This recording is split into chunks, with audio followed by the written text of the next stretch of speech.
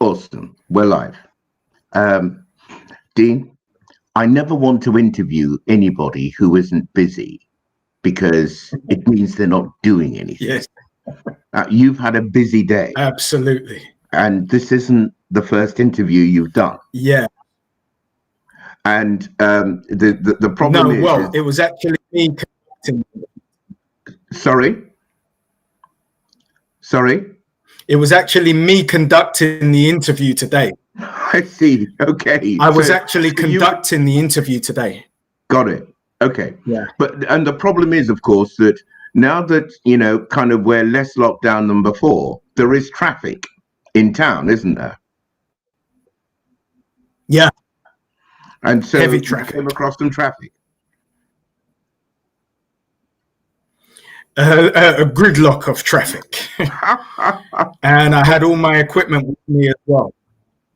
So Okay. I was filming today. So I've got 3 cameras, tripods. And all of that. Okay. Well, look, let's get straight to this. We're now live on Facebook, and I'm going to get ahead with the show. Now, in recent times, it's become increasingly clear that there is a vacuum in Black leadership in the UK. After the murder of George Floyd and the worldwide spread of the Black Lives Matter movement, Black folk across the diaspora in the UK started to ask, what next? After the demos, the discussion and action on public monuments, what were we going to do to further our cause in the United Kingdom? So last week, I looked at the suggestion from Akanam Robertson that it is time for a Black manifesto.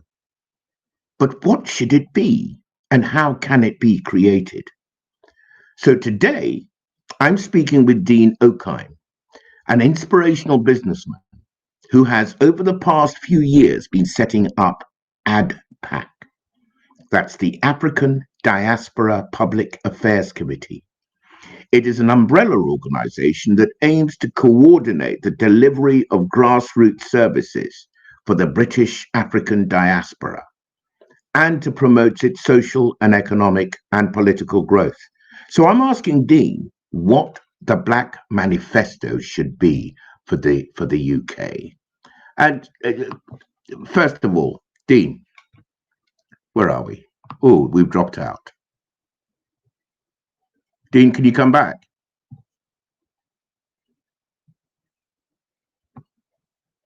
We've dropped out. He's going to come back in very soon.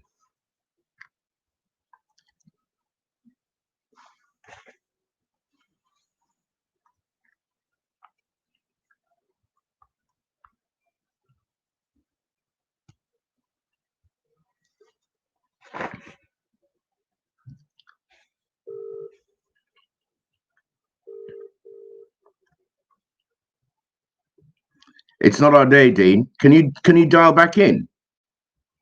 Yep. Just gone down.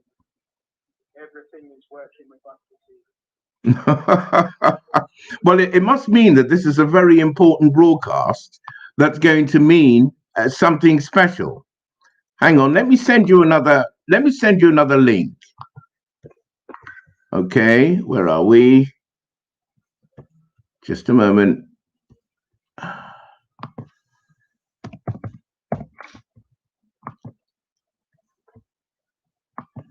Dean, check your WhatsApp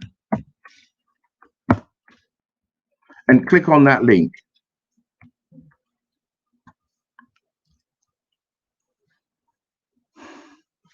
Can you see that?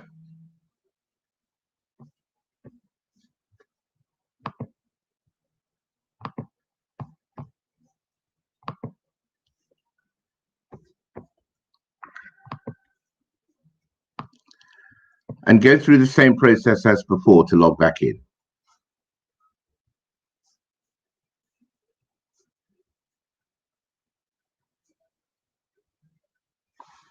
And I'm seeing you now. And I'm going to go to bring you back into the studio. And you're here. Okay, terrific.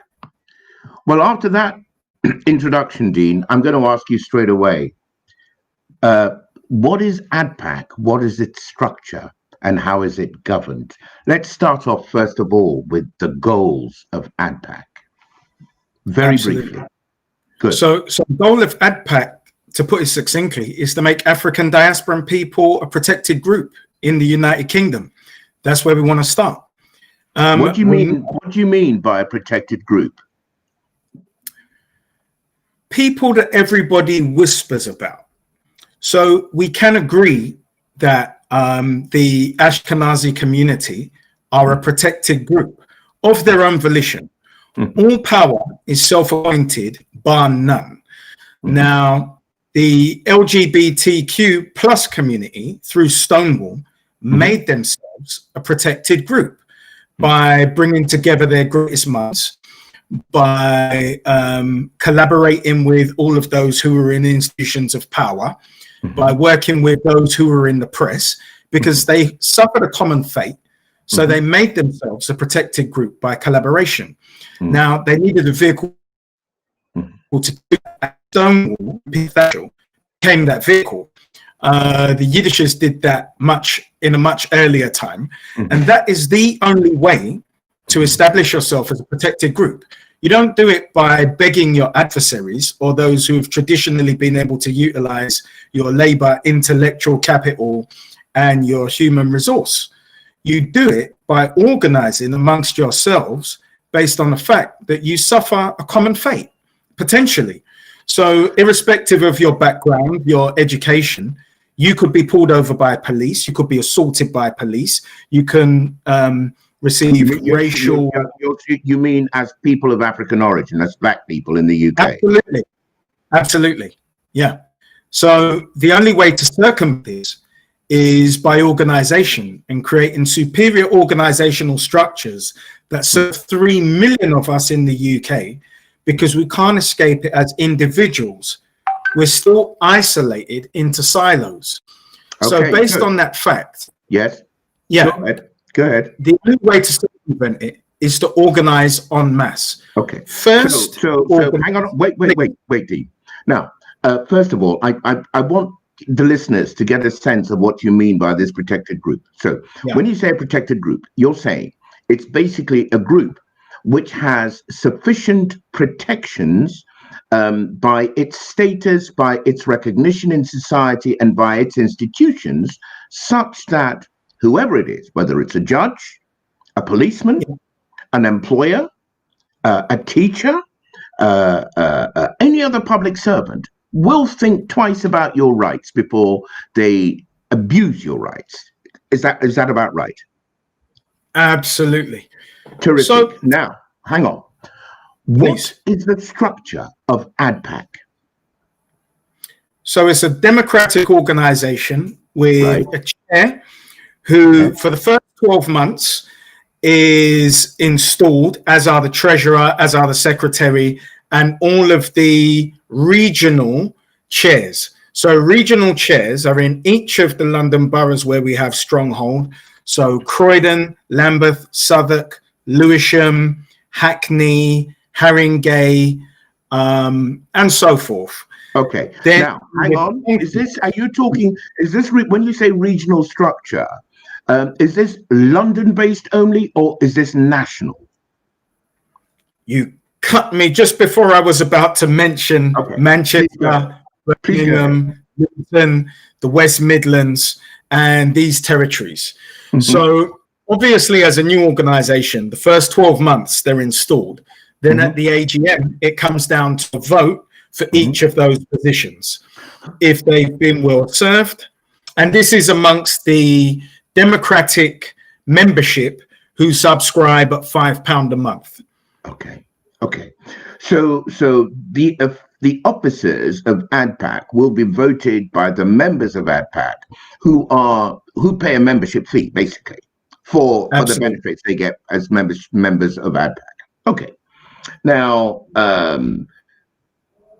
how do the officers of ADPAC, I mean, if you like, the organizing committee, how are they held to account by the members who pay fees?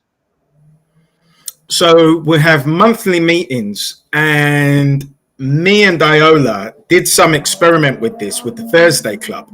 We started this just to serve. Who is Iola? I know her personally, but other people don't. Yes. Yes. So my good lady had an event called the Thursday Club, which was a tester. So we had subjects such as education, politics, black love, spirituality, all of those things that will concern our community. And we had up to 200 people come down and pay £7 at the door. So we realized that there was a need for people to congregate physically, to have discussions, to network within the community. And that just gave us an idea of exactly the kind of meetings that we need to have monthly as a community, where you can start to form a semblance of community cohesion. Okay. Tell me, how long did you hold the Thursday clubs, and whereabouts were they held, and what was the average attendance of these at these clubs? So we held the Thursday Club in Brixton for 6 months, and we held it in Tottenham for 6 months. So it was an average attendance of, let's say, 150 people. So let's say between 100 and 200 people. And who paid? So we knew there was a particular caliber of person willing to make the financial commitment, which was merely an investment in themselves based on the information they were going to gain from the meetings, and also the networking within the room. So we saw that it was feasible. And when you look at that in a national model, and you think about the surgeries that MPs hold, you realize that we just need effective leadership conveying messages that are going to serve the membership and is worthwhile because they actually get something out of it. So the think tank, which we originally started with, which was the Solution Room, consistently getting great thinkers around the table to talk about building structures. Then a talking shop only goes so far, and you realize we actually need an institution that serves 3 million people of African origin in the United Kingdom. Now, I couldn't take up the mantle. We have a history of so-called charismatic leaders that are easy to attack, and you become a figurehead. We don't need any more avatars.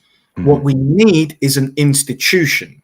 So what I wanted to structure was a democratic organization with an effective leadership that would come and go, but the institution would remain.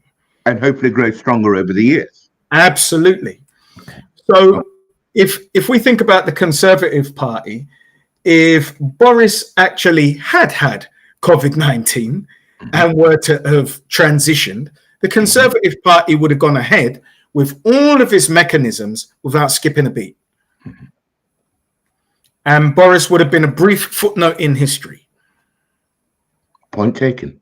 Point very well made. Brings me on to my next question. Where are our people of talent? The reason I ask this is something you'll probably understand. We know that we have more black people in Parliament now than we've ever had before. Absolutely. We also know that for one reason or another, the average black person in England doesn't really feel as if, wow, I've got an MP that I can talk to, get to advocate my causes, and so on and so forth. That's the first problem. Second problem is that whenever people are promoted into public office, you get the impression that they serve more the bidding of the masters who made the appointments than the constituencies that they're supposed to be working with, to the point that whenever you see a new blackface in a prominent public role, everybody thinks, who is he and where did he come from? Apparently, nobody knows who they are. And yet, if you go to any country in which black people actually run their own affairs, appointments to public office, to high office, to executive positions in leading organizations and so on and so forth. When these are made, everybody goes, oh yeah, no, sure, yeah, I can see that. And so, but you never get that connection here. So where do we find our people of talent? So where I personally look is LinkedIn, where I have maybe 6,000 global connections of African origin. Mm-hmm. I similarly look around our community, and every time I see somebody who's doing something exceptional, first thing I'll do is check LinkedIn. And invariably, I'm usually connected to that person. So then I'll message them and send them my number. And within the hour, we're having a conversation.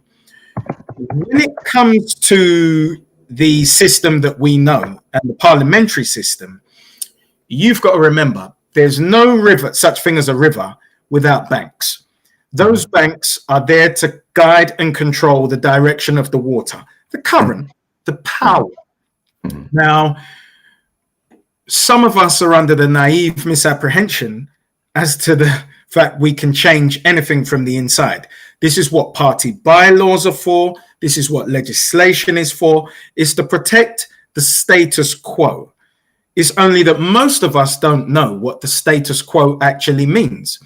Is what it actually takes economically to uphold unremarkable Europeans to have a high standard of life. Now, if you think about England, you can be sitting at home and generate zero income per annum, be watching Jeremy Kyle on a 50-inch LED that you got credit from Bright House and eat based on benefits. So that system isn't free to maintain. Somebody's got to pay for it. Now, this is why we are separated from our Africanness based on the resources in the continent, so that we're black over here. The magician guides you with the left hand and does the magic with the right hand. Don't look over there in dark lands of Africa. You're black. No, we're global Africans, but we're distracted by the hand. Now, everything that comes from our continent to feed the great unwashed, what it takes to keep unremarkable Europeans at a high standard of living, comes from us. Now, when we recognize that as the 3 million African diaspora here, we'll get very passionate about our interests. And then we will welcome our brightest and best in serving our interests. And some of us will pay that nominal figure of £5 a month for the privilege based on the structures that ADPAC provides. Okay. So, I mean, you mentioned a couple of things which trigger me instantly. First of all, you're talking about the disconnection between diasporans resident in the UK and their countries of origin. Secondly, you mentioned implicitly that there is a mentality which is being fostered, which makes people seek to build their futures here, disconnected from their roots. How do you plan to facilitate the connection of people to their roots such that they can leverage an inherent power? I mean, the only reason anybody comes to Africa is to take something away. There must be something there to take away. Yeah. It's the only reason anyone who isn't African goes to Africa. So how can you connect Africans in the diaspora, say just here in the UK, with their origins so that they can, if you like, enable that pipeline in their own interests? So I'm really glad that you've mentioned the pipeline, because every culture is obligated, every ethnicity is obligated to uphold, promote, and preserve their culture. So how we start that in immediately breaking the cycle is to introduce what we've called the schools to industry pipeline, where we've reverse engineered from industry through university, through schools, through rites of passage organizations, and then working with all of our grassroots youth engagement organizations to create a pipeline that will literally see you through school to industry. So we've just started an initiative called Manage Leadership, which is entrepreneurial and civic leadership. But I've also been in talks with the rites of passage organizations for the past 4 years. Well, what are they? What are they? What do you call that? Right. So if we put it in layman's terms, African rites of passage takes a boy and trains them how to be a man. Just like if you came from the Yiddish community, you would go through a transition where your bar mitzvah is your graduation, where you're introduced to your community. And then not only can they track you as talent, but they can make an investment in you. So you have Manhood Academy in West London, Origin HQ in South London, WYLA in North London, and MAG in East London. Now, each of those rites of passage organizations train young ladies and young men, and also have parental classes based on values and ethics so that nothing is lost. Because what you can do is get to the point where you're doing a line of knitting and you return back to parents in the household and there aren't shared values because there may be a distraction where they're seen as babysitters.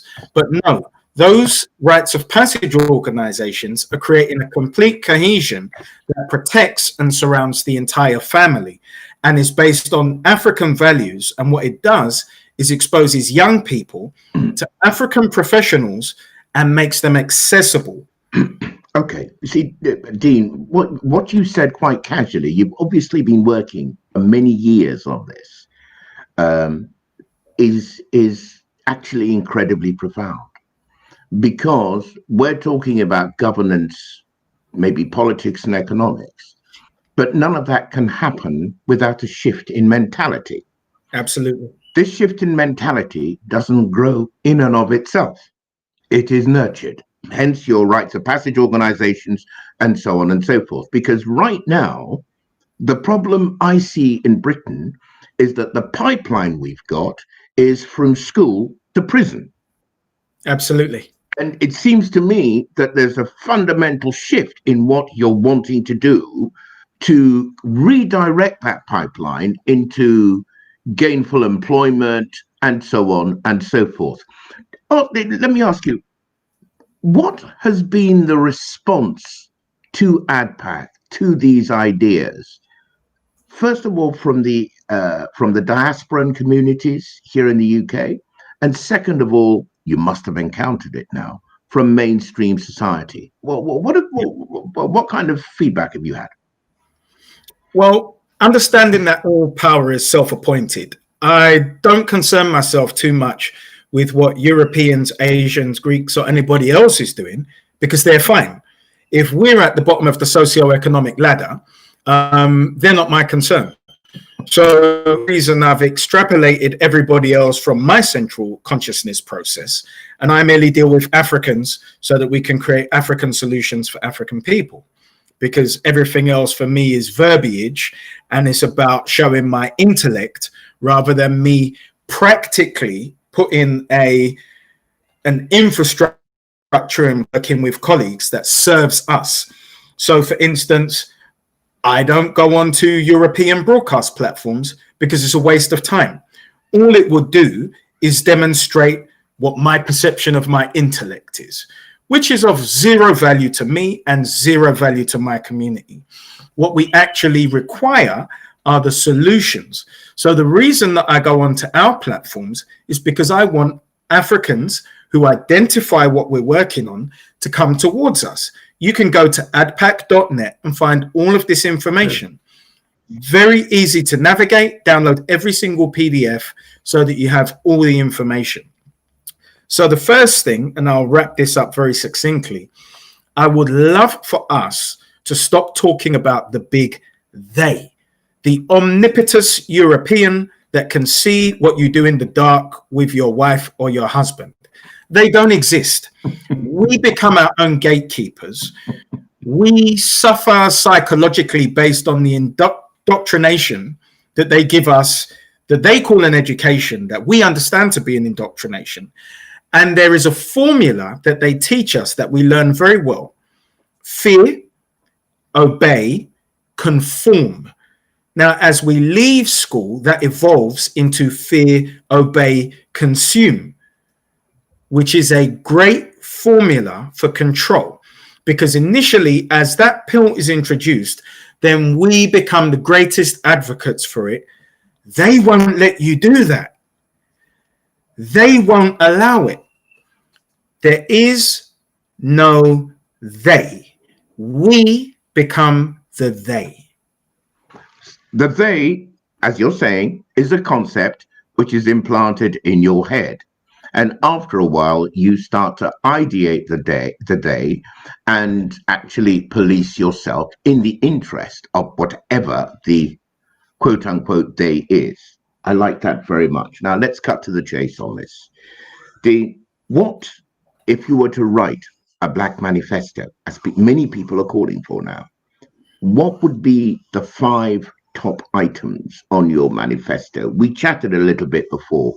We started with economics. Yes. What would you do? What would the economic manifesto be?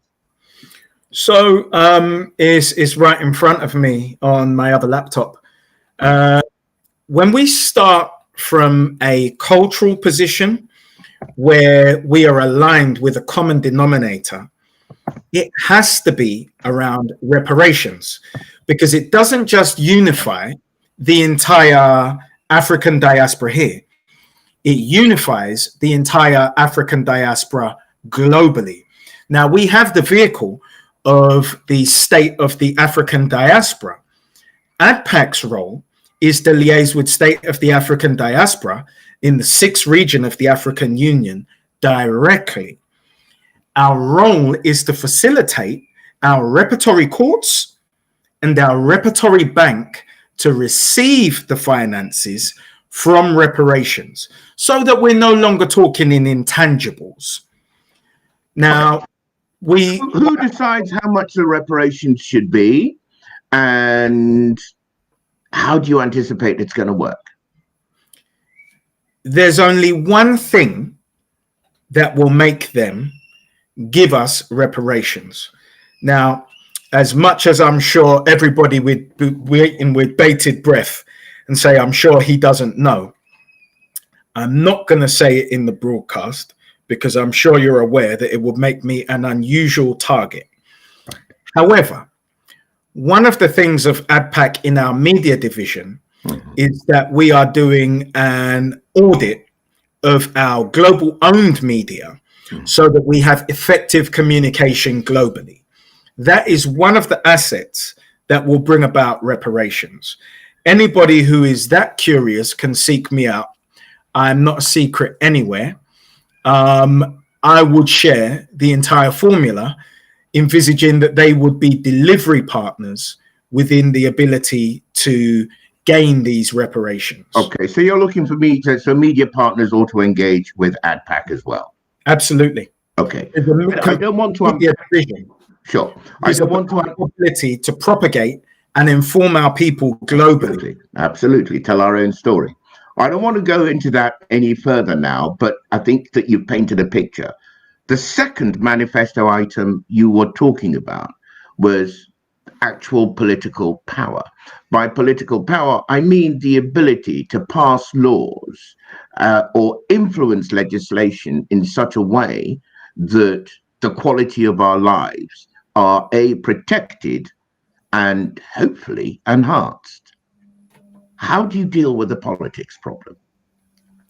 So we've had a dearth of political representation, and don't look at any of the big 3 parties or even the big 4 and then the minor 5th, because they weren't created for our interests. And when we're looking at this politician, they have to be very diplomatic in not only their language, but their approach in which they serve, because they have paymasters. He who pays the piper calls the tune. So Lord Sainsbury's, for instance, donates £1 million and in his lobbying gets 10p per carrier bag, which has been made legislation because it's all about the ecosystem. It's not about the ecosystem. He wanted to get rid of one of his overheads. He contacted his colleagues. They lobby collectively. He put the money up, and then it became law. So now you pay 5p or 10p for a carrier bag. It's the law. He who pays the piper calls the tune. Let me just clarify that before people get the wrong impression of what you said. It is a well-known feature of our political system that lobbyists speaking for private held interests are a huge influence on our democracy. And if I may, kind of give a broad brush example, I think that one of the industries which has got a particularly bad reputation for this is big pharma, in that there are many controversies and many differences of opinion about the way in which we consume drugs, prescribed drugs, and so on and so forth, and how indeed the law is created to support or protect the creation of drugs and their passing. That's just one example. For many years, the tobacco lobby was able to blindside, apparently, the public about the connection between tobacco and lung cancer. So what you're saying, in case people are thinking it's kind of weird, bizarre, or some kind of conspiracy theory, this is a feature. This has been a feature of Western democracy for a very long time. Please continue. Of course. First of all, let's dispel the myth that we live in a democracy. We live in a plutocracy. It's about the wealthy. And if you're not wealthy, you are just one of the great unwashed. You have no power in terms of representation. These issues aren't partisan politics. Partisan politics is for children. They are just two hands of the same body. Now, whenever you have a rebel who has come in to change the status quo, remember what that means, what it takes to keep unremarkable Europeans at a high standard of living. So we just had the leader of the Labour Party, who was anti-Semitic, who loved the IRA, who loved Palestinian terrorists, all of this demonization. But you see, when they can't character assassinate you, they might actually assassinate you. So let's cast our mind back to 1997. Tony Blair wasn't the Labour candidate, and Labour was a guaranteed shoo-in. The candidate who was the head of the Labour Party was John Smith, who suffered a heart attack just before the election. And Tony Blair was ushered in. Now, Tony Blair wasn't a traditional Labourite. He was a neoconservative who brought about new Labour. And when it came time to hold hands in a special relationship and play the game and commit the fraud in the association of Iraq with 9/11 or having weapons of mass destruction, how you do that when you've suffered a 14-year trade embargo is absolutely bizarre to me. I have to hop in here. Please, sir. As to the matter of how John Smith came to his end, one has to be very careful. There are laws of libel, which you can't lie, journalist. And I haven't mentioned any alphabet agency. Okay, well that is no. Nobody's saying that you. Nobody is saying. Hang on, Dean. Nobody's saying that you have. But I want us to maintain this broadcast to a standard which will pass scrutiny wherever we go. This is what is important, because the cause that we pursue is actually quite important. But you're saying that if we can round off about the political end, what is the main thrust of your political manifesto item? The key point. So ADPAC as the political wing is a super PAC with national capability to rally voters to block vote based on our interests. So we're doing that census right now, which is for eligible African origin voters by county and by borough, so that we have the intelligence to tell us how many of us are in each borough and eligible to vote, how many are in each county and eligible to vote. Now, we know there is a new party on the horizon. We take our time with everything. We do our due diligence. And when we understand that there are those that represent our interests, we back them so that we can gain the parity that we've always desired. Okay, good. I'm going to move on to the issue of human rights and justice. That would have to be high on any kind of manifesto item. What do you have to say about that? Absolutely. So two of our biggest initiatives are one, and these are around justice reform. Right. One is the ability to bring about a private prosecution whenever one of us is murdered and we don't believe that justice is being served, that is purely serving their interests, which don't align with our interests. And the other one is the ability to bring about a joint civil litigation against the government. So if you imagine the Windrush fiasco, which was perfectly designed by government and the civil service in terms of destroying records willfully, taking that evidence, we would merely go to our barrister, bring all of the plaintiffs and lodge a joint civil litigation against the government. It's a class action. Yeah, Yeah, exactly. right. But this takes funding, doesn't it? Of course it does. So we do have to build a culture of putting our hands in our pockets so that we have an allied barristers chambers who actually hold that retainer on escrow ready to go as and when we need them. Now, that would be for private prosecutions or joint civil litigations. We would also work with the pro bono solicitors who are out there in terms of justice reform and miscarriages of justice and get behind those campaigns, which is why it's very important that we are in contact with all of our owned media. Very good. Okay. There's one other thing which is of particular interest to me, is the quality of education for our young people here in the UK.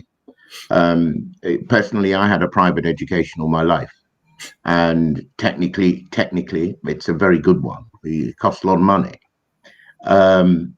However, an education can take you closer to yourself, or it can leave you very, very much estranged from yourself, especially given the state of our curricula here in the United Kingdom. Does ADPAC have anything to say about the quality of education that young diasporan kids receive? Absolutely.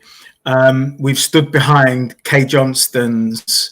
Now, Kay Johnston is an ex-head teacher who currently has her own school and has designed the Diamond Enterprise curriculum, which goes from nursery to industry, which is where I got the initial idea for the schools to industry pipeline, because then it is about manifesting it.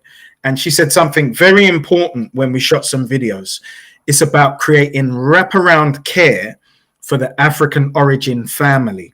And our educational institutes shouldn't just be for children, but fully utilize buildings that where the parents receive some education, where we have supplementary schools on the Saturday, where we have rites of passage on the weekend, and it just becomes a holistic solution that our people need. So off the back of that, and the videos that we actually shot were for an initiative called Anansi Village Trust, where we would purchase commercial freeholds in trust to convert into schools, chambers of commerce, and cultural community centers. That trisector of buildings would give us a cultural cohesion within the community where we actually get to see each other, meet each other, and build the blocks that we see other cultures expressing their lives fully within the UK. What do you call the curriculum? Was it the Diamond Enterprise curriculum?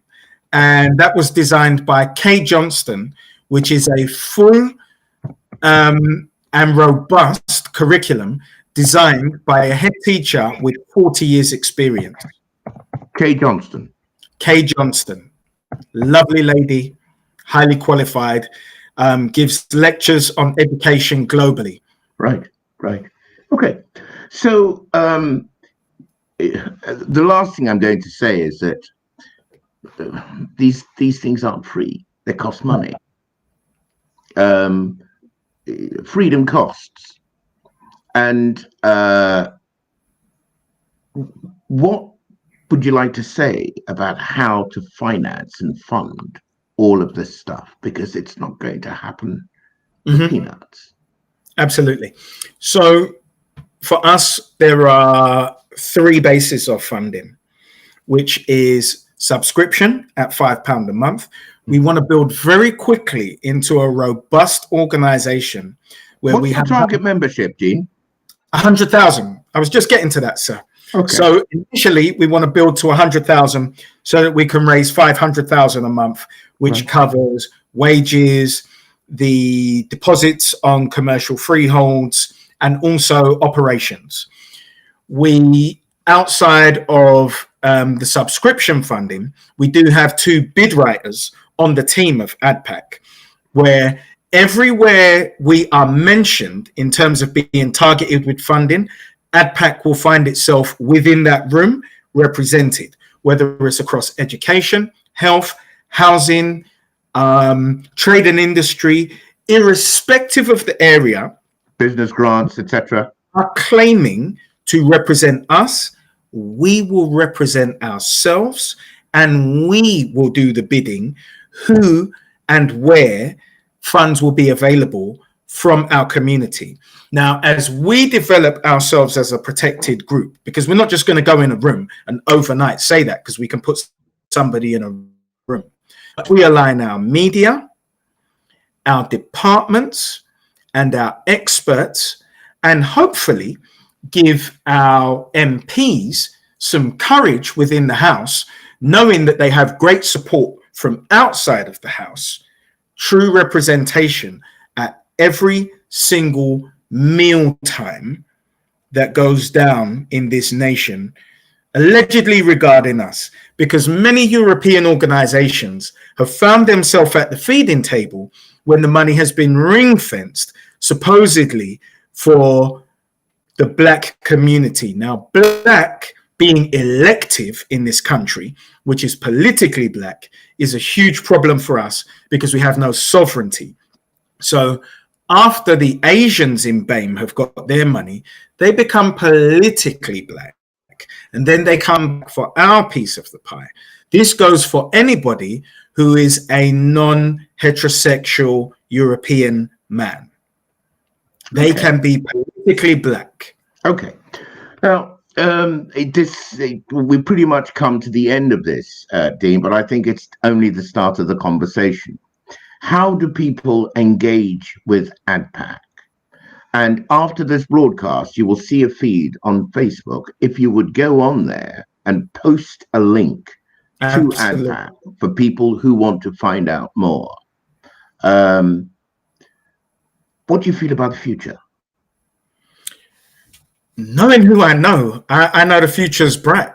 I was actually, the program that we have managed, we shot the first managed masterclass today with a gentleman who's a property developer who actually takes shares from the community to purchase commercial freeholds and convert them into HMOs and other such property investments. So he was talking about his problem solving skills in what he's established over the course of his life to get to this position, because it's a civic and entrepreneurial leadership course that trains our young men from 16 to 25 how to engage in not only entrepreneurial leadership, but civic leadership concurrently, because we all have a plan to become philanthropists when we've made it. Mañana, mañana, mañana, more to lose. I don't want to rock the boat. It doesn't happen. But imagine if we created an alumni from the gate, 10 young men per alumni who are armed with the same code, the same information, superior information on relationships, the man-woman relationship, entrepreneurial pursuits, civic leadership and structures, how to work as a mastermind, superior stuff. So I'm so surrounded by these people. For me, it's bright. And I might seem like an alien, but I know who is out there building the machines. And my job for the past 4 years has just been to recruit these guys that we don't see. They're anomalies, which is possibly based on their spirit and the robustness. Apparently, they don't exist. I mean, if They're not supposed to exist. the media is to be believed, they don't exist, and they have to be discovered. Okay, Dean. Look, I can't thank you enough. I'm sorry for our woes at the start of the program, but this was an important conversation. Please, after the broadcast, if you could kindly post the information about ADPAC at the bottom of the stream on Facebook, and also share this conversation, that would be absolutely superb. It'll be available on my YouTube channel as well. Please like that, share that, and subscribe to it. Thank you so much for your time. You must have had a long day. Thank you for the opportunity. And just to the viewers, you can reach us at adpac.net. Superb. Dean, have a very good night. Fantastic weekend. Thank you. And we're out.